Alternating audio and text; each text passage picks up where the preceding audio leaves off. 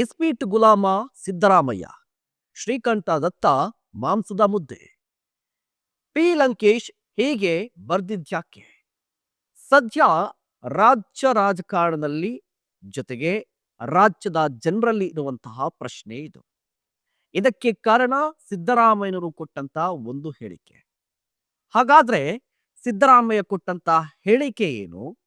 P Lankesh ಅವರು ಇಸ್ಪೀಟ್ ಗುಲಾಮ ಅಂತ ಬರ್ದಿದ್ಯಾಕೆ? ಇದರ ಕಂಪ್ಲೀಟ್ ರಿಪೋರ್ಟ್ ಅನ್ನ ನಾನು ಇವತ್ತು ಈ ವಿಡಿಯೋದಲ್ಲಿ ಕೊಡ್ತಾ ಹೋಗ್ತೀನಿ. ಅದಕ್ಕೂ ಮುನ್ನ ನೀವಿನ್ನು ನಮ್ಮ ಚಾನಲ್ ಅನ್ನ ಸಬ್ಸ್ಕ್ರೈಬ್ ಮಾಡಿಲ್ಲ ಅಂದ್ರೆ ದಯವಿಟ್ಟು ಈ ಕೂಡಲೇ ಸಬ್ಸ್ಕ್ರೈಬ್ ಮಾಡಿ.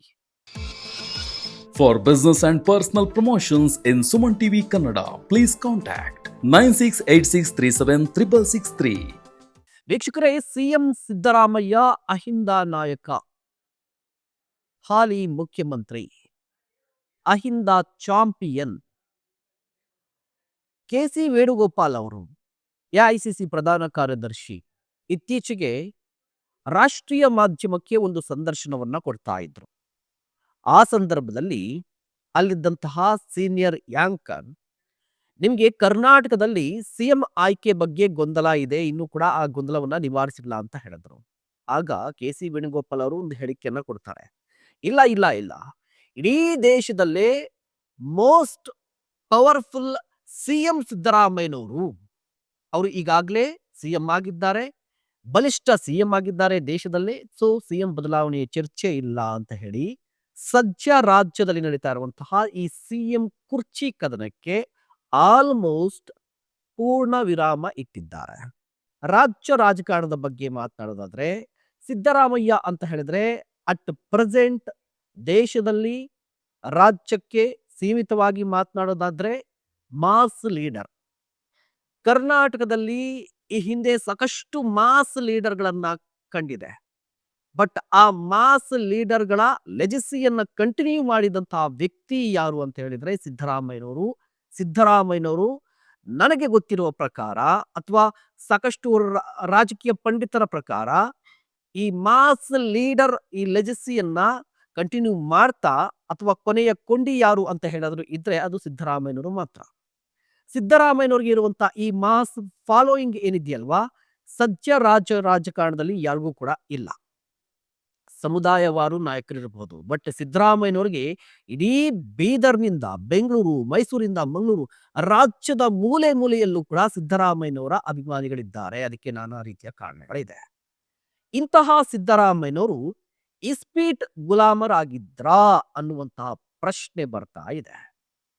ಯಾಕೆ ಅಂತ ಹೇಳಿದ್ರೆ, ಸಿದ್ದರಾಮಯ್ಯನವರು ಇತ್ತೀಚೆಗೆ ಪಿ ಲಂಕೇಶ್ ಅವರಿಗೆ ಸಂಬಂಧಪಟ್ಟಂತಹ ಒಂದು ಕಾರ್ಯಕ್ರಮದಲ್ಲಿ ಭಾಗಿಯಾಗಿದ್ರು. ಆ ಕಾರ್ಯಕ್ರಮದಲ್ಲಿ ಮಾತನಾಡ್ತಾ ಪಿ ಲಂಕೇಶ್ ಅವರು ನನ್ನನ್ನ ಇಸ್ಪೀಟ್ ಗುಲಾಮ ಅಂತ ಹೇಳಿ ವಿಮರ್ಶೆ ಮಾಡಿದ್ರು, ಟೀಕೆ ಮಾಡಿದ್ರು ಅಂತ ಹೇಳಿಕೆಯನ್ನ ಕೊಟ್ಟರು. ಅದಕ್ಕೆ ಸಂಬಂಧಪಟ್ಟಂತಹ ವಿಡಿಯೋ ಕ್ಲಿಪ್ಪಿಂಗ್ಸ್ ಈಗಾಗಲೇ ಸೋಷಿಯಲ್ ಮೀಡಿಯಾದಲ್ಲಿ ಹರಿದಾಡ್ತಾ ಇದೆ. ಪಿ ಲಂಕೇಶ್ ಅಂತ ಹೇಳಿದ್ರೆ, ಪಿ ಲಂಕೇಶ್ ಅವರು ತಮ್ಮ ಬರವಣಿಗೆ ಮೂಲಕ ಇಡೀ ರಾಜ್ಯದಾದ್ಯಂತ ಚಾಪು ಮೂಡಿಸಿದ್ದಾರೆ. ಅವರ ಬರವಣಿಗೆಗೆ ಸಾಕಷ್ಟು ಮಂದಿ ಅಭಿಮಾನಿಗಳಿದ್ದಾರೆ. ಅವರ ಬರವಣಿಗೆಯನ್ನ ನೋಡಿ ರಾಜಕಾರಣಕ್ಕೆ ಬಂದವರಿದ್ದಾರೆ. ಅವರ ಬರವಣಿಗೆಯಿಂದ ದೊಡ್ಡ ದೊಡ್ಡ ಹೋರಾಟಗಳು ಆಗಿದ್ದು ಕೂಡ ಉಂಟು. ಇಂತಹ ಪಿ ಲಂಕೇಶ್ ಅವರು ತಮ್ಮ ಪತ್ರಿಕೆಯಲ್ಲಿ ಒಂದು ಆರ್ಟಿಕಲ್ ಬರೆದಿರ್ತಾರೆ. ಅದನ್ನ ಉಲ್ಲೇಖ ಮಾಡಿ ಸಿದ್ದರಾಮಯ್ಯನವರು ಈ ಹೇಳಿಕೆಯನ್ನ ಕೊಟ್ಟಿದ್ದು.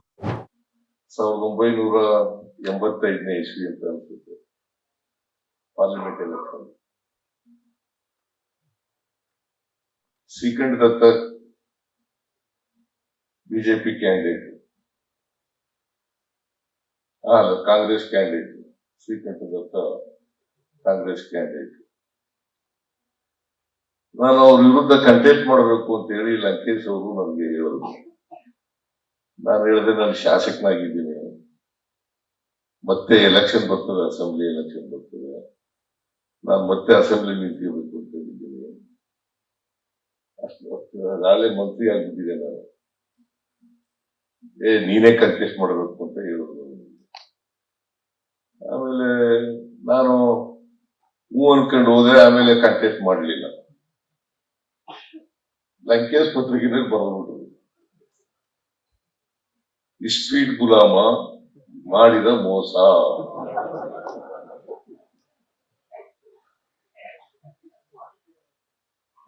ನಾನು ವಕೀಲನಾಗಿದ್ದಾಗ ಇಸ್ಪೀಟ್ ಹಾಕ್ತಿದ್ದೆ.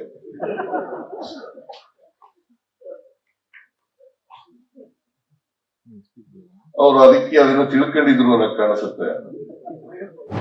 ಹಾಗಾದ್ರೆ ಆ ಆರ್ಟಿಕಲ್ ಏನು, ಅದರಲ್ಲಿ ಏನಿತ್ತು ಅನ್ನೋದನ್ನ ಹೇಳ್ತೀನಿ ನೋಡಿ. ನವೆಂಬರ್ 9, 1984ರಲ್ಲಿ ಪ್ರಕಟವಾದಂಥ ಆರ್ಟಿಕಲ್ ಅದು. ಅದರಲ್ಲಿ ಇಸ್ಪೀಟ್ ಗುಲಾಮ ಮಾಡಿದ ದ್ರೋಹ ಅಂತ ಹೇಳಿ ಹೆಡ್ಲೈನ್ ಇದೆ. ಹೆಡ್ಲೈನ್ ಮೇಲೆ ಸಿದ್ದರಾಮಯ್ಯನವರ ಫೋಟೋ ಇದೆ. ಅದು ಯೌವನದ ಫೋಟೋ. 84ರಲ್ಲಿ ಸಿದ್ದರಾಮಯ್ಯನವರ ಫೋಟೋ ಅದು. ಇನ್ನು ಕೆಳಗಡೆ ಏನ್ ಬರ್ದಿದ್ದಾರೆ ಅಂತ ಓದ್ತಾ ಹೋಗ್ತೀನಿ ನಾನು. ಪುಡಾರಿಗೆ ಮಂತ್ರಿತ್ವ ದೊರೆತರೆ ಪಕ್ಕಾ ನರಿಯಂತೆ ವರ್ತಿಸಿದ ಎಂಬಂತೆ ರೇಷ್ಮೆ ಮಂತ್ರಿ ಸಿದ್ದರಾಮಯ್ಯ ಮೈಸೂರಿನಲ್ಲಿ ಲೋಕಸಭೆಗೆ ನಿಲ್ಲಲು ನಂಗೆ ನಾಚಿಕೆಯಾಗುತ್ತೆ. ನಮ್ ಜಾತಿ ಕುರುಬರಿಗೆ ರಾಜ್ರು ಅಂದ್ರೆ ಬಲೆ ಇಷ್ಟ ಅಂತ ಹೇಳಿ ತಮ್ಮ ನಾಮಪತ್ರ ವಾಪಸ್ಸು ತೆಗೆದುಕೊಂಡದ್ದು ಈಗ ಕೇವಲ ದಾಖಲೆ. ಇದು ಮೈಸೂರು ಜಿಲ್ಲೆಯ ಕುರುಬ ಜನಾಂಗದ ಸಹೋದರರಿಗೆ ಈ ಸಿದ್ದರಾಮಯ್ಯ ಎಂಬ ಇಸ್ಪೀಟ್ ಗುಲಾಮ ಮಾಡಿದ ಅವಮಾನ ಕೂಡ ಅಂತ ಹೇಳಿ ಪಿ ಲಂಕೇಶ್ ಅವರು ಬರೆದಿದ್ರು. ಮುಂದುವರೆದು ಇನ್ನೊಂದು ಮಾತು ಹೇಳಿದ್ದಾರೆ. ಅದೇನು ಅಂತ ಹೇಳಿದ್ರೆ, ಇನ್ನು ಮುಂದುವರೆದು ಯಾರ ಬಗ್ಗೆ ಮಾತನಾಡಿದ್ದಾರೆ ಅಂತ ಹೇಳಿದ್ರೆ, ಶ್ರೀಕಂಠ ದತ್ತ ಒಡೆಯರ್ ಗೊತ್ತಿದೆ ಯಾರು ಅಂತ ಹೇಳಿ, ಮಹಾರಾಜರ ಬಗ್ಗೆ ಮಾತನಾಡಿದ್ದಾರೆ. ಅವ್ರ ಬಗ್ಗೆ ಕೂಡ ಬರೆದಿದ್ದಾರೆ. ಏನಂತ ಹೇಳಿದ್ರೆ, ಶುದ್ಧ ಗೂಬೆಯಾದ ಶ್ರೀಕಂಠ ದತ್ತ ಎಂಬ ಮಾಂಸದ ಮುದ್ದೆಯನ್ನ ಎಲ್ಲರೂ ಸೇರಿ ತಿರಸ್ಕರಿಸಿ ಮೈಸೂರಿನ ರಾಜಕೀಯ ಪರಂಪರೆಯನ್ನ ಎತ್ತಿ ಹಿಡಿಯಲು ನಿರ್ಧರಿಸಬೇಕಾಗಿದೆ ಅಂತ ಹೇಳಿ ಕರೆಯನ್ನ ಕೊಟ್ಟಿದ್ದಾರೆ. ಸಿದ್ದರಾಮಯ್ಯ ಅವರನ್ನ ಇಸ್ಪೀಟ್ ಗುಲಾಮ ಅಂತ ಟೀಕೆ ಮಾಡಿದ್ದು ಪಿ ಲಂಕೇಶ್ ಅವರು. ಅದೇ ಸಂದರ್ಭದಲ್ಲಿ ಶ್ರೀಕಂಠ ದತ್ತ ಒಡೆಯರ್ ಅವರನ್ನೂ ಕೂಡ ಮಾಂಸದ ಮುದ್ದೆ, ಶುದ್ಧ ಗೂಬೆ ಅಂತ ಕೂಡ ಟೀಕೆ ಮಾಡಿದ್ರು. ಅದಕ್ಕೆ ಸಂಬಂಧಪಟ್ಟಂತಹ ಲೇಖನ ಅಥವಾ ಆ ಆರ್ಟಿಕಲ್ ಈಗ ಸೋಷಿಯಲ್ ಮೀಡಿಯಾದಲ್ಲಿ ಹರಿದಾಡ್ತಾ ಇದೆ. ಹಾಗಾದ್ರೆ ಯಾಕೆ ಪಿ ಲಂಕೇಶ್ ಅವರು ಇಷ್ಟರ ಮಟ್ಟಿಗೆ ಬರ್ದಿದ್ಯಾಕೆ, ಇಷ್ಟೊಂದು ಆಕ್ರೋಶಭರಿತವಾಗಿ, ಇಷ್ಟೊಂದು ಕಟುವಾಗಿ ಟೀಕೆ ಮಾಡಿದ್ಯಾಕೆ ಅನ್ನುವಂತಹ ಪ್ರಶ್ನೆ ಬಂದಾಗ ಸ್ವತಃ ಸಿದ್ದರಾಮಯ್ಯನವರು ಇದಕ್ಕೆ ಉತ್ತರವನ್ನ ಕೊಟ್ಟರು. ಯಾಕೆ ಅಂತ ಹೇಳಿದ್ರೆ, ಈ ಹಿಂದೆ ಸಿದ್ದರಾಮಯ್ಯನವರು ಜನತಾ ಪರಿವಾರದಲ್ಲಿ ಗುರುತಿಸಿಕೊಂಡಿದ್ರು. ಜನತಾ ಪರಿವಾರದಿಂದಲೇ ರಾಜಕೀಯ ಶುರು ಮಾಡಿದಂತಹವರು. 1984ರಲ್ಲಿ ಲೋಕಸಭಾ ಚುನಾವಣೆ ಬರುತ್ತೆ. ಆ ಲೋಕಸಭಾ ಚುನಾವಣೆಯಲ್ಲಿ ಕಾಂಗ್ರೆಸ್ ಅಭ್ಯರ್ಥಿಯಾಗಿ ಮೈಸೂರಿಂದ ಶ್ರೀಕಂಠ ದತ್ತ ಒಡೆಯರ್ ಅವರು ಸ್ಪರ್ಧೆಗೆ ಇಳಿದಿರ್ತಾರೆ. ಆಗ ಸಿದ್ದರಾಮಯ್ಯನವರನ್ನ ಭೇಟಿಯಾದಂತಹ ಪಿ ಲಂಕೇಶ್ ಅವರು ಈ ಬಾರಿ ಮೈಸೂರು ಲೋಕಸಭಾ ಕ್ಷೇತ್ರದಿಂದ ನೀವು ಸ್ಪರ್ಧೆ ಮಾಡಬೇಕು ಅಂತ ಹೇಳಿರ್ತಾರೆ. ಆರಂಭದಲ್ಲಿ ಪಿ ಲಂಕೇಶ್ ಅವರು ಹೇಳಿದ ಮಾತಿಗಾಗಿ ಓಕೆ ಅಂತ ಹೇಳಿದ್ರು ಸಿದ್ದರಾಮಯ್ಯನವರು. ಅದಾದ ಬಳಿಕ ಸಿದ್ದರಾಮಯ್ಯನವರು ಏನ್ ಮಾಡ್ತಾರೆ ಅಂತ ಹೇಳಿದ್ರೆ, ನಾಮಪತ್ರವನ್ನ ಸಲ್ಲಿಕೆ ಮಾಡಿದ್ರು, ಅದನ್ನು ವಾಪಸ್ ಪಡಿತಾರೆ. ಅಂದ್ರೆ ಚುನಾವಣಾ ಕಣದಿಂದ ಹಿಂಜರಿತಾರೆ, ಚುನಾವಣೆಗೆ ಸ್ಪರ್ಧೆ ಮಾಡೋದಿಲ್ಲ.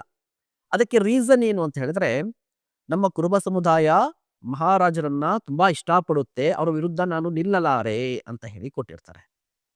ಸೊ ಈ ಕಾರಣಕ್ಕಾಗಿ ಸಿದ್ದರಾಮಯ್ಯನವರನ್ನ ಇಸ್ಪೀಟ್ ಗುಲಾಮ ಅಂತ ಹೇಳಿ ಟೀಕೆ ಮಾಡಿರ್ತಾರೆ. ಕಾರಣ ಏನು ಅಂತ ಹೇಳಿದ್ರೆ, ಈ ಹಿಂದೆ ಸಿದ್ದರಾಮಯ್ಯನವರೇ ಹೇಳ್ಕೊಂಡ ಹಾಗೆ, ಈ ಹಿಂದೆ ಅಂದ್ರೆ ರಾಜಕಾರಣಕ್ಕೆ ಬರೋದಕ್ಕೂ ಮೊದಲು ಲಾಯರ್ ಆಗಿದ್ರಲ್ವ ಸಿದ್ದರಾಮಯ್ಯನವರು, ಆ ಸಂದರ್ಭದಲ್ಲಿ ಇಸ್ಪೀಟ್ ಆಡ್ತಾ ಇದ್ರಂತೆ ಸಿದ್ದರಾಮಯ್ಯನವರು. ಆ ವಿಚಾರ ಲಂಕೇಶ್ ಅವರಿಗೆ ಗೊತ್ತಿತ್ತು.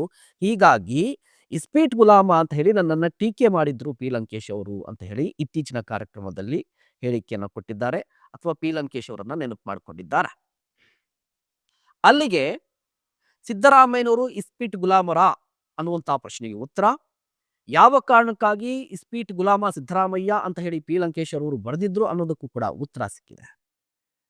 ಈ ವಿಡಿಯೋ ನಿಮಗೆ ಇಷ್ಟ ಆಗಿದ್ರೆ ದಯವಿಟ್ಟು ಶೇರ್ ಮಾಡಿ, ಲೈಕ್ ಮಾಡಿ, ನಿಮ್ಮ ಅಭಿಪ್ರಾಯವನ್ನ ಖಂಡಿತ ತಿಳಿಸಿ. ಇಂತಹ ಮತ್ತಷ್ಟು ಕಂಟೆಂಟ್ಗಾಗಿ ನೋಡ್ತಾ ಇರಿ ಸುಮನ್ ಟಿವಿ ಕನ್ನಡ.